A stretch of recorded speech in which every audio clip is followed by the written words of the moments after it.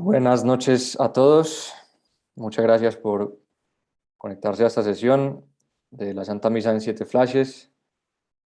Llegamos ya al final de nuestro camino. Hoy vamos a hablar, vamos a detenernos en la parte final de la Santa Misa y en lo que pasa después, porque la Santa Misa, como ya venimos estudiando a lo largo de estos meses, tiene una repercusión que no se limita solamente a lo que pasa en ese momento. Y por eso también es muy importante fijarse en lo que pasa después de la misa. Por eso vamos a terminar esta sesión, más bien vamos a terminar este camino de 7 sesiones, hablando también de lo que pasa después de la misa. Les recuerdo, como siempre, pues que pueden ir haciendo sus preguntas en el chat para que sea más fácil responderlas y que no haya interferencias con los micrófonos. Pueden ir dejando sus preguntas en el chat y yo al final de la sesión las contestaré, pero aunque yo las conteste al final, ustedes las pueden ir dejando desde este momento. Y como es la última sesión, pues también, si lo desean, pues pueden dejar preguntas sobre lo que hablemos hoy o sobre cosas que hayan quedado pendientes de clases anteriores. Libertad y gloria. Ese es el nombre que le hemos querido dar a la sesión de hoy. Esta es una expresión que sale de las cartas de San Pablo, que dice que estamos llamados a vivir en la libertad y gloria de los hijos de Dios. Y eso que dice San Pablo de que estamos llamados a vivir en la libertad y gloria de los hijos de Dios es posible gracias a la misa. Jesucristo, con su misterio pascual, es decir, con su pasión, con su muerte, con su resurrección, nos consiguió la libertad, nos liberó de la esclavitud del pecado, de la muerte, del dolor, y por eso, pues Jesús es nuestro libertador. Libertad y gloria. Además de la libertad, podemos vivir en la gloria de Dios, como hijos. Como somos hijos, Dios nos quiere permitir participar de lo suyo. Lo suyo es la libertad y la gloria. Dios es eternamente libre, absolutamente libre, soberanamente libre. Y Dios vive pues en su gloria, vive en su felicidad perpetua y eterna, ¿no? Y de eso se trata la misa, de que Dios nos permite participar de eso justamente. Permite participar de su libertad y de su gloria. Y comenzamos con esta convicción. Esta es la primera idea de hoy. La solución está a la altura del problema. Recordamos que la última parte de la sesión anterior fue sobre la comunión. Bueno, toda la sesión fue sobre la comunión, pero sobre el rito de comunión, pero más en concreto sobre el momento en el que ya recibimos el cuerpo y la sangre del Señor en nuestro propio cuerpo. Y ya cuando hemos comulgado, pues nos damos cuenta de que es muy significativo todo lo que pasa, porque hemos dicho ya que que la Eucaristía es medicina, medicina para nuestra debilidad, sanación para nuestras enfermedades, seguridad para nuestra necesidad de protección. Y hay una cosa importante y es recordar que el Apocalipsis, el libro en el que el Señor le revela a San Juan muchas cosas, entre otras cosas lo que está pasando en el cielo, eso es parte de lo que se revela en el Apocalipsis, lo que está pasando en el cielo en este momento. Toda la revelación que recibió Juan sucedió en domingo, el día del Señor. Y en esa revelación que Juan recibe, pues está todo el esquema de nuestra salvación, la alianza de Dios con el hombre, la caída por el pecado, el juicio de Dios y la redención que el Señor también obra. Y este esquema bien puede resumir un periodo particular de la historia, pero también puede resumir la historia completa y también puede resumir la historia personal de cada uno de nosotros. Y ese es el punto, que la solución está a la altura del problema. El problema era grande, el problema era inmenso, el problema era irresoluble para el hombre. Justamente lo dice Jesús en el Evangelio que leímos ayer. Ayer Jesús llama al joven rico, el joven rico no responde a su llamada, decide darle la espalda al Señor. Y cuando el joven rico se va, Jesús suelta esa expresión que a la gente que le escucha sorprende tanto. Qué difícil será para los ricos entrar en el reino de Dios. Y los apóstoles y los que están ahí escuchando se sorprenden y dicen, bueno, y entonces, ¿quién puede salvarse? Porque había una especie de convicción en esa cultura que los ricos eran ricos porque Dios los premiaba. Entonces había una relación entre pensar que una persona era rica y pensar que una persona era justa. Entonces, si una persona era rica, pensaban que era porque Dios la había premiado por ser buena gente y que le iba bien en esta vida simplemente porque se portaba bien. Y entonces si se portaba bien en esta vida, pues lógicamente también se tendría que salvar, ¿no? Esa era un poco la lógica que existía.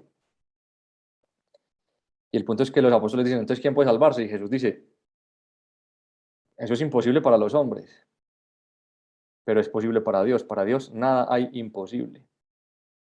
Y en ese orden de ideas, pues nos damos cuenta de que la salvación no está al alcance de nuestra mano.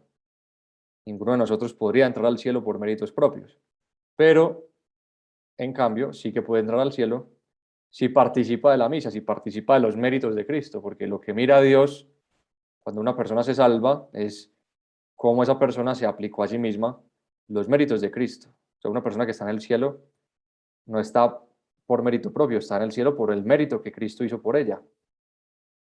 Y esa persona lo que hizo en su vida fue saber lucrarse, saber participar de eso que Cristo hizo por ella.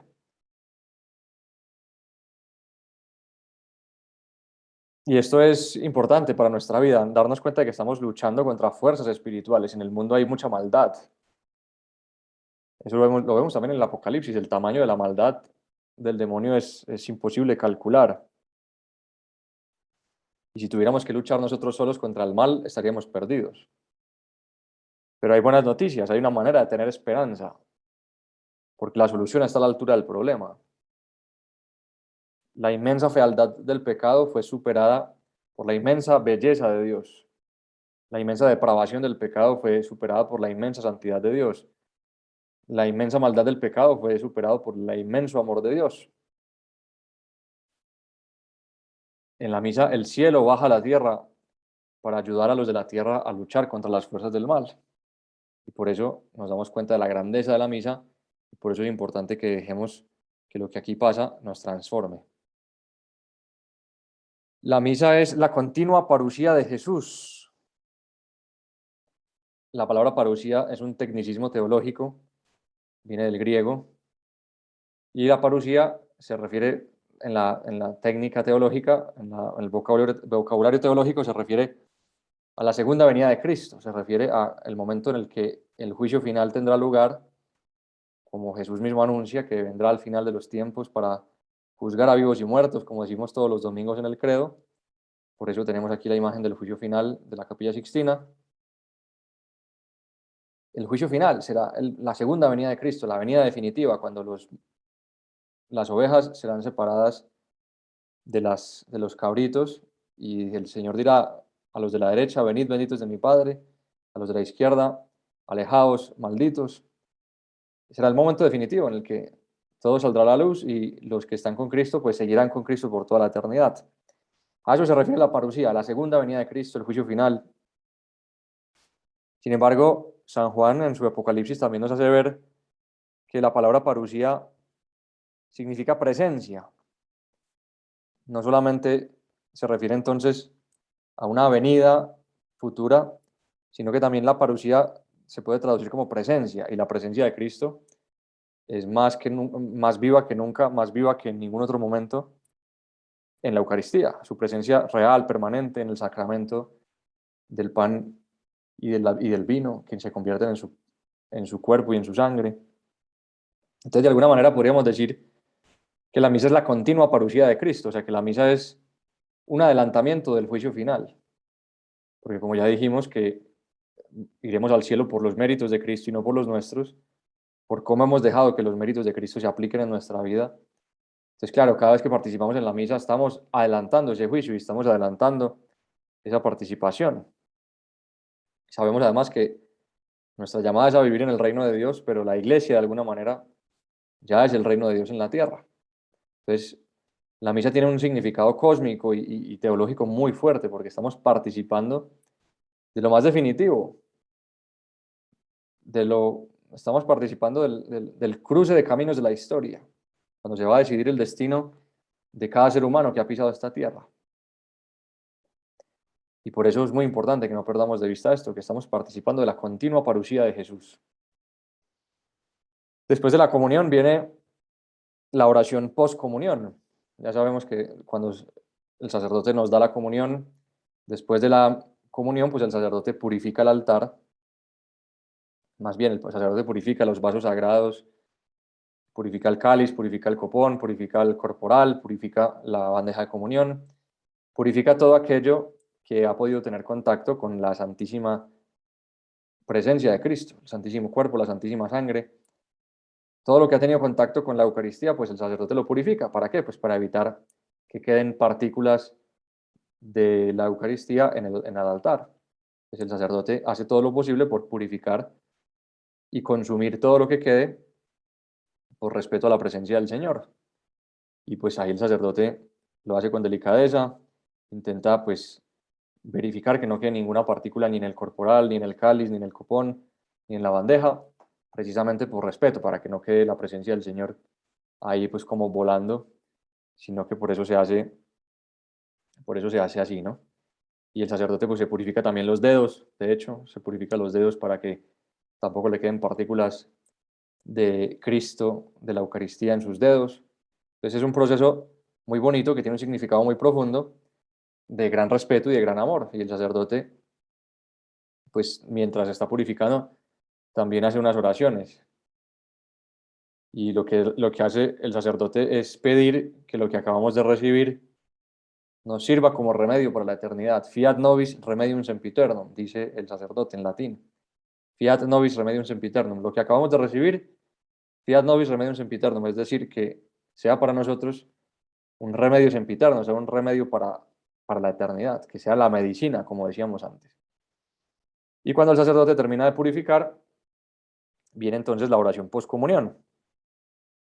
Y generalmente la oración postcomunión, que es ya cuando el sacerdote dice por última vez, oremos, y la gente se pone de pie, los que estaban arrodillados se ponen de pie, los que estaban sentados se ponen de pie, todos nos deberíamos poner de pie en ese momento porque el sacerdote nos convoca para que oremos. El sacerdote dice, oremos, y esa oración postcomunión siempre tiene que ver con la Eucaristía, independientemente pues de cuál sea la misa, de qué se está celebrando, independientemente de que sea miércoles de ceniza, o Navidad, o la misa de Año Nuevo, o la misa de la Asunción, la misa que sea, siempre hay una referencia al sacramento que acabamos de recibir.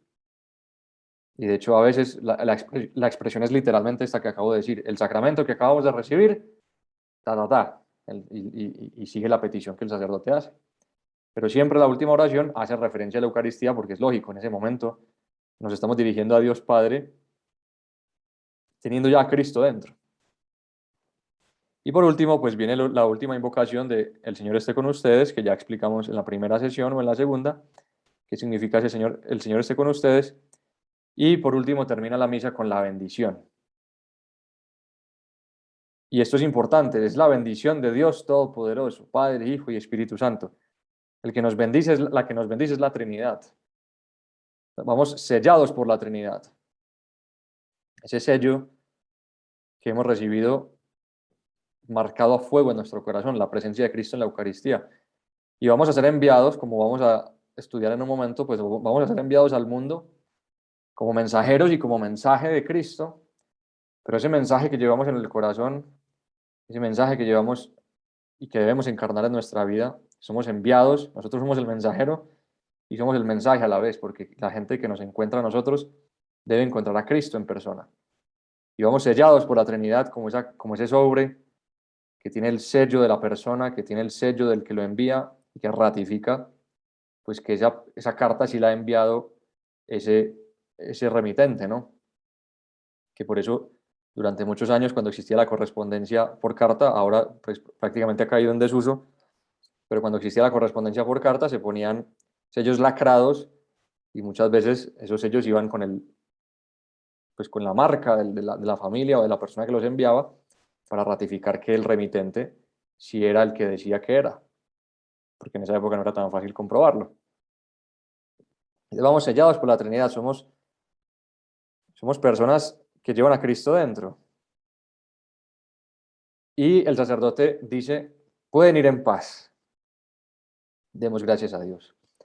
Pero en este caso nos podemos fijar quizás mejor en las palabras que se dicen en latín. En latín se dice, ite missa est. Es como decir, podéis ir, la misa ya es. Ite missa est. Y sabemos que la palabra misa viene de misio, de misión, de enviados. Eso es lo que significa misa. Nos recuerda que somos enviados. Viene de la palabra misio, misión, envío. Vamos marcados con el sello de la Trinidad y somos enviados como signo de Jesucristo resucitado. Así como el Señor envió a sus apóstoles, también nos envía a nosotros. Y además, pues la misa termina como empieza. La misa empieza diciendo, en nombre del Padre, y del Hijo, y del Espíritu Santo, y se termina en el nombre del Padre, y del Hijo, y del Espíritu Santo. Lo dijimos también cuando hablamos de los ritos iniciales. La misa es una obra de la Trinidad, y se empieza con la Trinidad y termina con la Trinidad. Y entonces, no podemos perder de vista eso, que somos enviados de la Trinidad, somos enviados por Dios. Y entonces termina la misa y comienza el momento de nuestro envío, comienza el momento en que estamos llamados a comportarnos como cristianos. Es muy importante que no perdamos de vista, y sobre todo en el marco de la preparación para la primera comunión, ayudar a los niños a no perder de vista que los cristianos no vamos a misa como para hacer la tarea. Yo voy a la misa para decir que fui a misa, yo voy a la misa para cumplir el requisito dominical y ya el resto de la semana me puedo olvidar. Los cristianos vamos a misa para participar en la pasión y resurrección del Señor y poder vivir como cristianos el resto de la semana. Es el momento del compromiso. Por eso se nos dice que somos enviados. Ite missa est en latín. Podéis ir en paz para llevar la bendición de Dios a las actividades, a las casas, al trabajo. Glorificar al Señor con nuestra vida, dice San Pablo. Glorificad al Señor con vuestra vida. Pero claro, a veces pasa que salimos de la iglesia y ya estamos en otra cosa, y salimos de la iglesia y ya estamos hablando, ya estamos criticando a la persona que va vestida rara, o vamos criticando el sombrero de fulanita, o vamos diciendo que misa tan larga o que homilia tan aburrida. Entonces, claro, ya salimos de la misa ya con una actitud pues que muestra que quizás la misa no ha entrado del todo en nuestro corazón. Por eso el Señor pues nos pide que seamos expresión del sacramento recibido en la fe, dice una oración de la misa.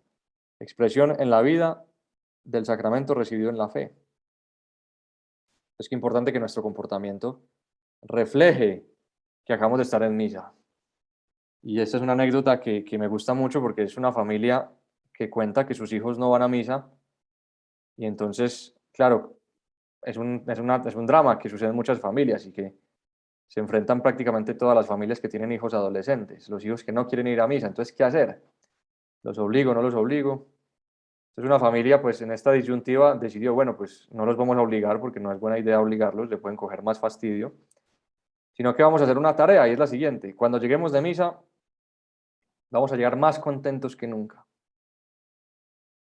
Y eso se propusieron marido y mujer. Cuando lleguemos a la casa después de la misa el domingo, vamos a llegar muy contentos, sonriendo, cariñosos, queriéndonos mucho entre nosotros, tratando muy bien a los hijos, llevar la alegría de la misa a la casa y que los hijos vean ese testimonio de alegría y que se sientan interpelados y se sientan llamados a asistir a la misa, porque si los papás llegan de misa con caras largas y con reproches, pues claro, van a decir, bueno, esta gente para qué fue a misa. Qué falta de coherencia, que es uno de los motivos por los cuales los adolescentes a veces no viven su fe, porque no ven la coherencia en los adultos. Entonces, bueno, es una tarea muy bonita que tenemos todos de terminar la misa reflejando lo que acabamos de vivir. Y se nos dice, podéis ir en paz, somos enviados en paz, somos emisores, transmisores, mensajeros de paz en este momento del mundo en el cual la paz es tan necesaria y tan ausente a la vez. La paz es lo que nosotros llevamos, la paz es lo que se nos entrega. Jesús lo dice antes y después de resucitar. Jesús antes de morir dice, la paz les dejo, mi paz les doy. no se las doy como la da el mundo. Y también después de la resurrección, Jesús vuelve a darles la paz. O sea, el Señor le da paz a los apóstoles antes y después de morir.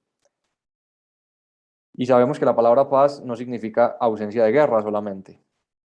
La palabra paz en hebreo, que es la palabra shalom, que además es el saludo típico hebreo.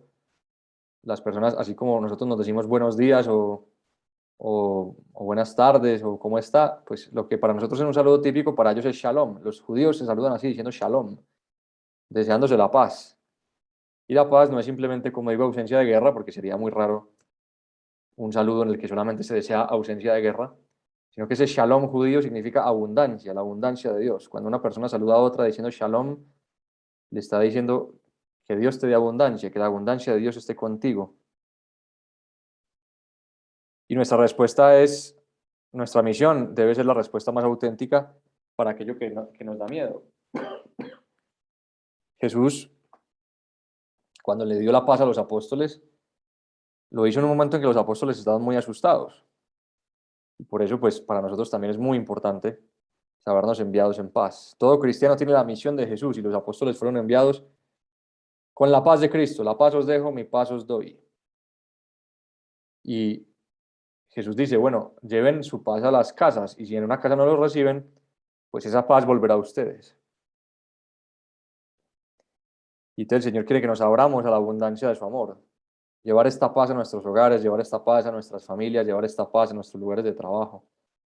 Eso es lo que Cristo vino a traer, la paz de los corazones. Y cuando uno está cerca de Dios, nota esa paz. Y esa es la paz que desearíamos que tengan las demás personas.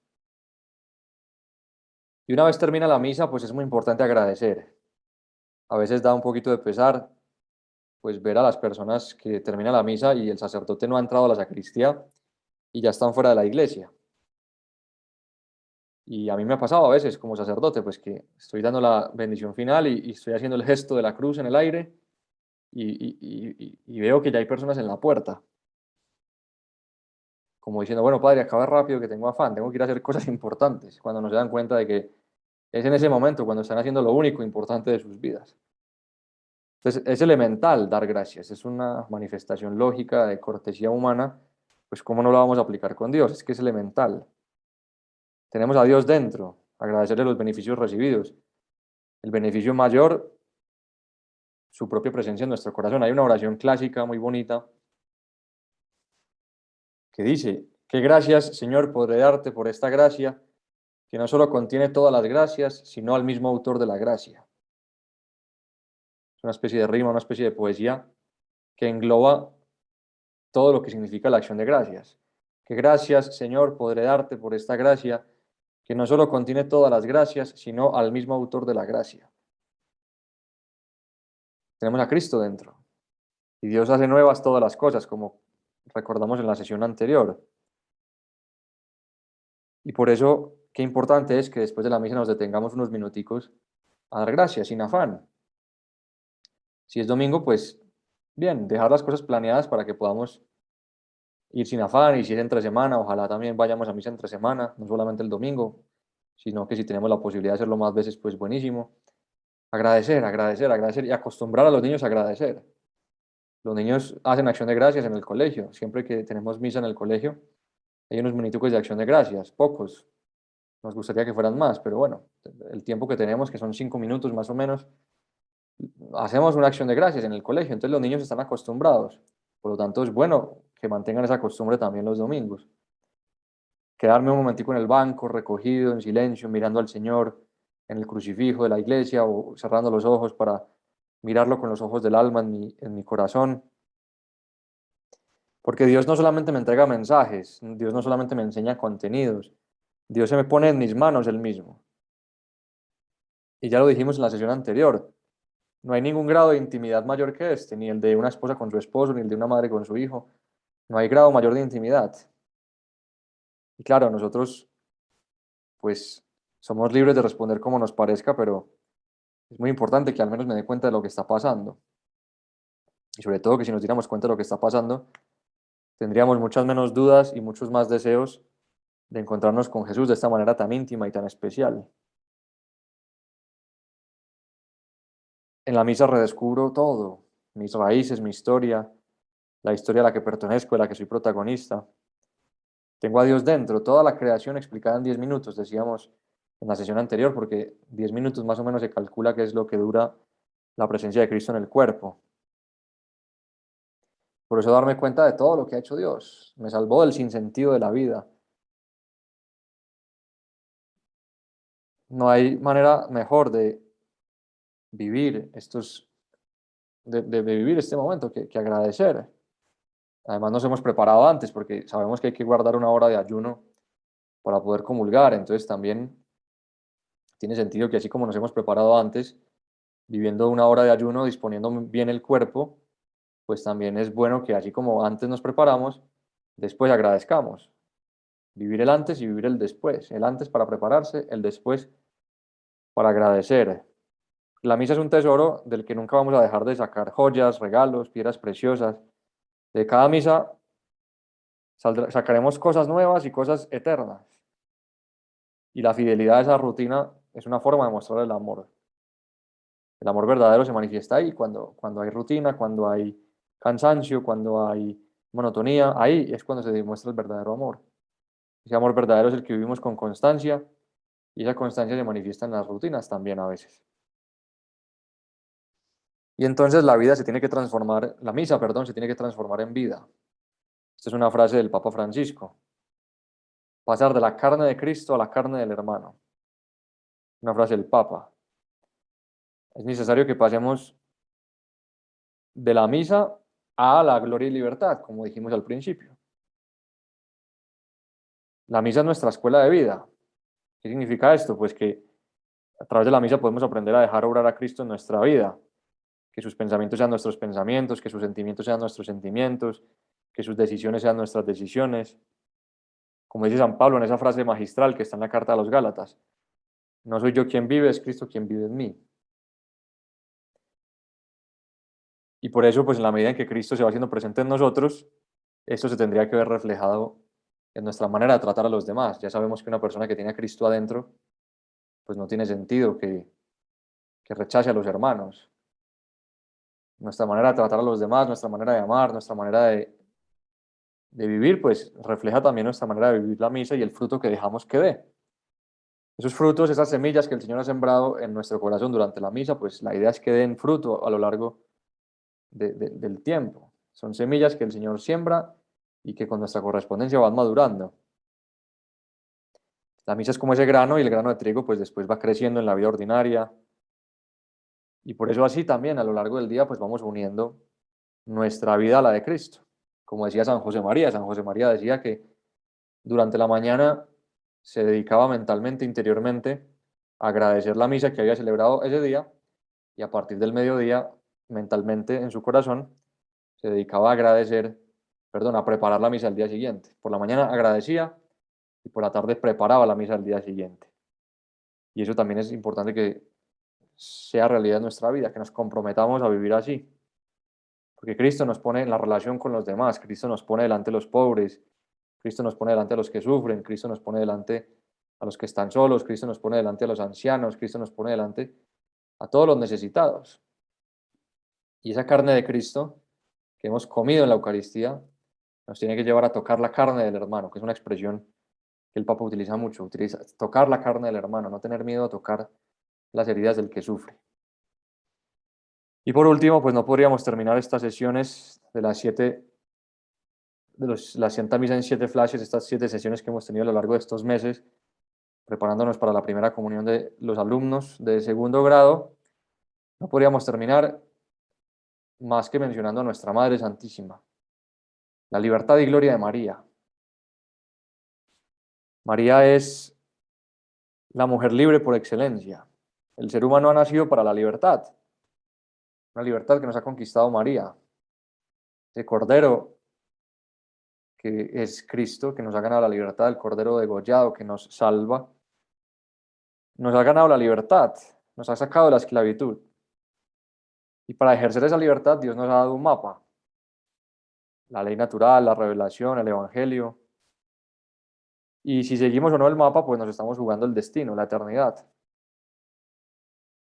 ¿Quién es el modelo para seguir ese mapa? ¿Quién es el modelo que nos enseña que ese mapa sí llega a buen destino? ¿Quién es el modelo para que nos demos cuenta de que vale la pena vivir así?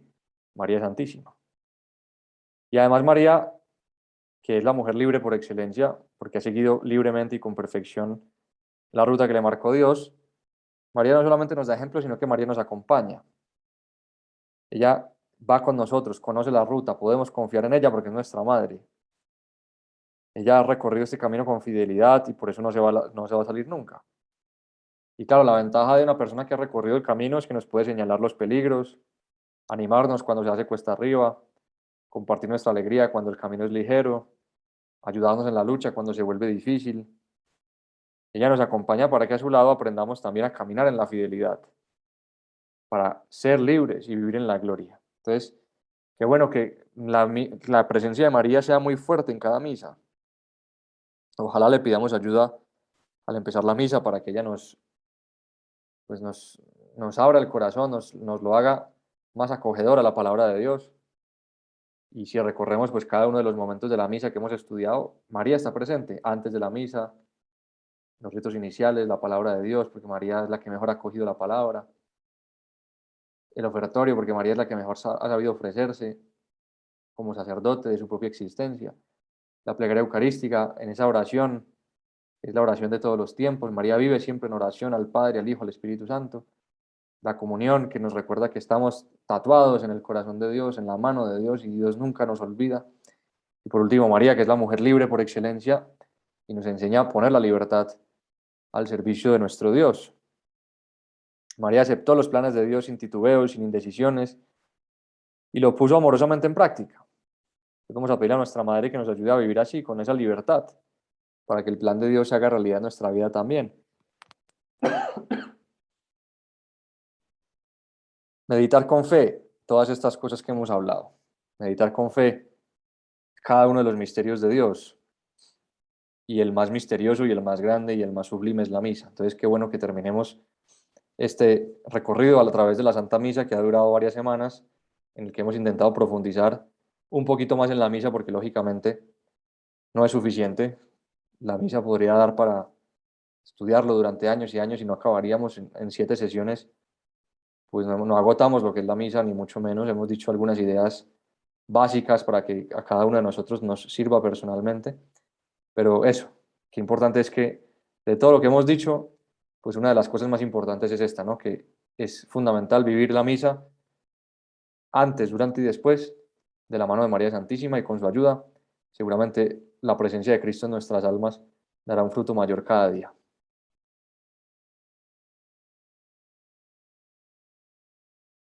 Muy bien, pues damos por terminada esta sesión de hoy.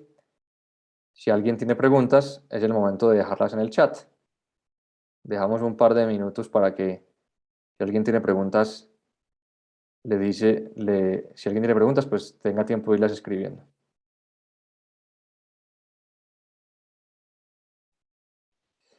Una pregunta sobre el canto. Se dice que quien canta ora 2 veces. ¿Cuál es el papel de los cantos de alabanza en la misa? Bueno, es una pregunta muy buena. Bueno, los cantos son acompañantes, porque como recordamos, la misa es el cielo en la tierra. Una idea pues, del Papa Juan Pablo II que mencionamos en una de las primeras sesiones. La misa es el cielo en la tierra, y en la tierra, perdón, y en el cielo lo que está pasando es que se está adorando a Dios. Las personas que están en el cielo están adorando a Dios. Los ángeles también están adorando a Dios, los santos, las personas, pero también los seres angélicos están adorando a Dios. Y un gesto, pues como natural, que sale lógico para adorar es el canto. Cuando uno está contento, cuando uno está feliz, cuando uno está dichoso, le sale cantar. Eso es un gesto muy humano. Cuando estamos realmente de fiesta, pues el canto siempre acompaña. Por eso, por ejemplo, en Navidad, también la novena de aguinaldos que rezamos aquí en Colombia, pues va acompañada de cantos. Cuando uno cumple años, le cantan el Happy Birthday, etcétera, ¿no? O sea, el canto siempre ha acompañado la alegría del hombre. Y entonces el papel de los cantos en la misa, cuando se pueden tener, porque a veces no se pueden tener los cantos, porque no hay una persona que tenga habilidad musical, entonces cuando no hay alguien con habilidad musical, pues los cantos no están presentes. Pero como digo, pues son unos acompañantes que nos ayudan a situarnos, nos ayudan a involucrarnos, nos ayudan a sumergirnos en ese gran gesto, en ese gran momento de alabanza que es la Santa Misa. Entonces los cantos, como indica la pregunta, pues son de alabanza y por lo tanto pues acompañan ese deseo de alabar a Dios.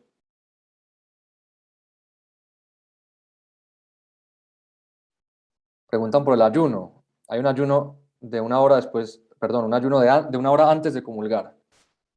Y entonces la pregunta es si después de comulgar también hay que esperar tiempo para consumir alimentos. Y la respuesta en este caso es no. O sea, no hay que esperar tiempo. Digamos, la iglesia estipula una hora de ayuno como preparación, pero no hay un tiempo estipulado después para consumir alimentos. Un tiempo prudencial me parece el que ya mencionamos ahorita. Se calcula más o menos que el cuerpo tarda 10 minutos en digerir la hostia. Más o menos es lo que se calcula. Entonces, pues lo lógico sería esperar al menos esos 10 minutos, que sería muy bueno si uno puede dedicar esos 10 minutos a la acción de gracias, quedarse ahí sentado en la iglesia o en el oratorio, pues si uno puede dedicar esos 10 minuticos a la acción de gracias, sería muy bueno.